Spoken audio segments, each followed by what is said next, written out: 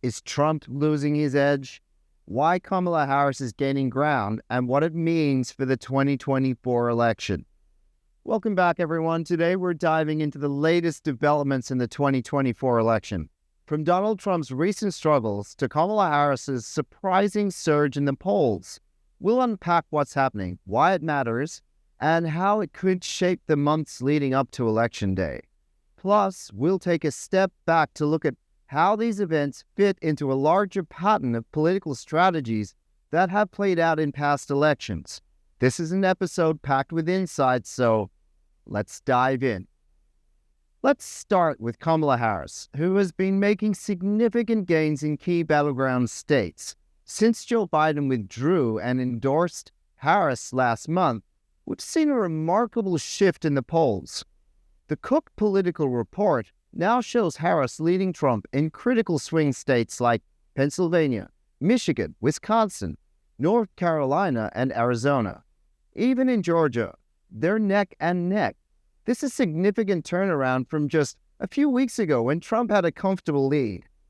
But why is Harris gaining momentum? It's largely due to her relentless campaigning alongside Minnesota Governor Tim Walz. Together, they've been saturating the swing states, speaking to huge crowds, and reinvigorating the Democratic base. This energy contrasts sharply with Trump's more subdued campaign activities, where he's held only one major rally in the last week. To understand the significance of this shift, we need to look back at previous elections where a candidate surged in the polls late in the race. For example, in 2008, Barack Obama gained momentum against John McCain in the final weeks leading up to the election, thanks in part to his strong performance in key battleground states. Harris's rise in the polls mirrors this pattern, suggesting that her campaign strategy is resonating with voters at a crucial time. On the other side of the aisle, Trump appears to be struggling. His focus on inflation and the cost of living has been central to his campaign, particularly during a recent speech in North Carolina. However, despite some evidence that inflation may be slowing, Trump continues to hammer the Biden-Harris administration on economic issues, promising to lower taxes and cut costs if he is reelected. Yet, Trump's campaign has been relatively quiet, especially compared to the energetic push from Harris and Walz. Trump has spent much of his time on social media, particularly on his own platform, Truth Social, where he's been venting his frustrations rather than hitting the campaign trail. His recent conversation with Elon Musk on X was supposed to be a highlight, but technical issues and Trump's apparent difficulty speaking clearly left many viewers underwhelmed. Historically, when we've seen that a candidate retreats to social media rather than engaging directly with voters, it can signal trouble. For example, in 2012, Mitt Romney's campaign struggled to connect with voters on the ground, and despite strong online support, he ultimately lost to Barack Obama. Could Trump's reliance on digital platforms over in-person events be a repeat of this pattern? Only time will tell. Trump's reluctance to engage in more traditional campaign activities could also be compared to Richard Nixon's strategy during his 1968 campaign, where he adopted a rose garden approach, avoiding too much direct campaigning and relying on a controlled environment. While this strategy worked for Nixon, the political climate today is vastly different, and Trump's approach might not yield the same results. Economic issues, particularly inflation and the cost of living, remain at the forefront of voters' minds. While the latest data shows that inflation is beginning to slow, with the 12-month rate dropping to 2.9%, the public's perception is still largely negative. A recent Gallup survey found that for the third year in a row, a growing number of Americans cite inflation as the most pressing financial issue facing their families. This concern plays right into Trump's hands, as he continues to criticize the Biden-Harris administration's handling of the economy However, Harris is not sitting idle. She's set to give her own economic speech in North Carolina, where she's expected to lay out her plan for addressing these very issues. This could be a pivotal moment in the campaign, as voters in swing states are particularly sensitive to economic conditions. Well, let's take a look at how economic concerns have influenced past elections. In 1980, Ronald Reagan's campaign capitalized on the economic struggles of the Carter administration, particularly the high inflation and unemployment rates, to secure his landslide victory.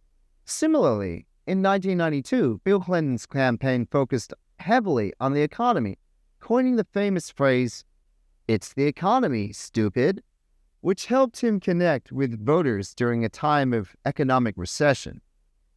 In contrast, the 2004 election saw George W. Bush successfully shift the focus away from economic concerns to national security, a strategy that helped him win re-election despite mixed economic indicators.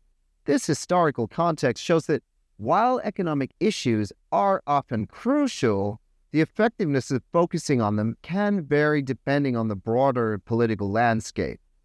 Next week, thousands of Democrats will gather in Chicago for the Democratic National Convention, where Kamala Harris will officially be nominated as the party's candidate for president. The event is expected to be a celebration of Harris's rise and a showcase of the Democratic vision for the future. With high-profile speakers like Barack Obama, the convention will likely provide Harris with a further boost in the polls. But the election isn't just about the economy. Social issues, particularly abortion rights, are also playing a significant role. In states like Arizona, constitutional amendment protecting the right to abortion will be on the ballot in November. This issue has the potential to drive a higher Democratic turnout, particularly among women and younger voters.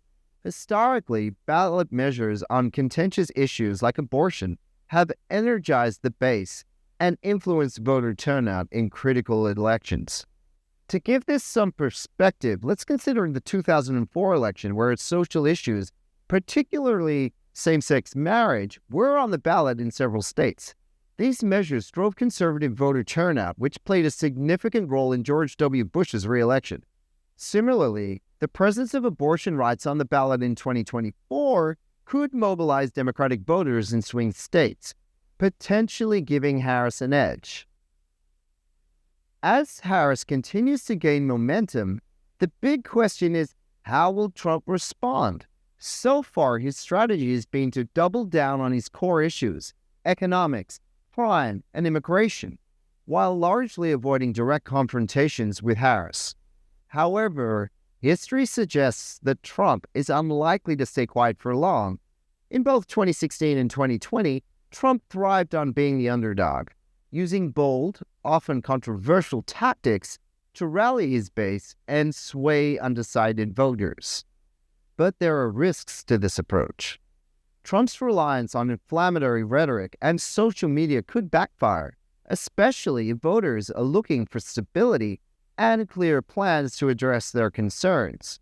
As we've seen in past elections, a candidate who appears too angry or unfocused can lose the support of key demographics, including independents and moderate voters.